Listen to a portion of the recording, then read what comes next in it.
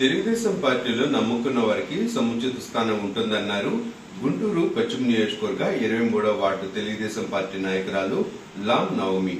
నమ్ముకున్న కార్యకర్తలకు తెలుగుదేశం పార్టీలో ఎప్పుడూ సముచిత స్థానం ఉంటుందని గుంటూరు పశ్చిమ నియోజకవర్గ 23వ డివిజన్ టీడీపీ నాయకురాలు లాం నవమి అన్నారు.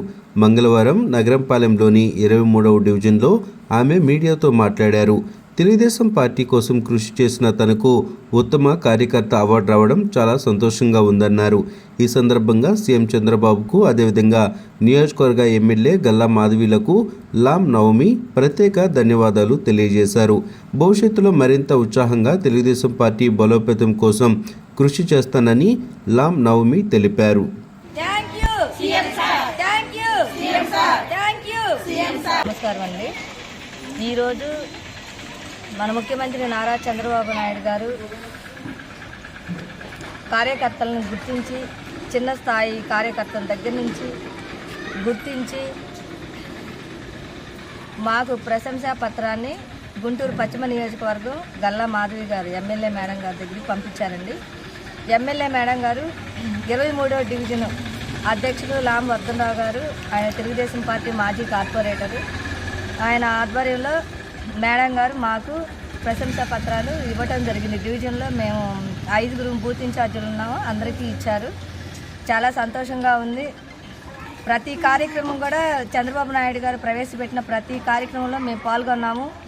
మరీ ముఖ్యంగా మాకు అప్పుడు పరిశీలకులుగా ఉన్న చింతకాయల సాయి గారు మాకు అప్పుడు యాప్ల విషయంలో చాలా హెల్ప్ చేశారు. కొంతమందికి తెలియదు యాప్ ఎలా ఉపయోగించాలన్నది. నైట్ టైం 8, 9, 10 అప్పుడు కూడా మేము వర్క్ చేసాము.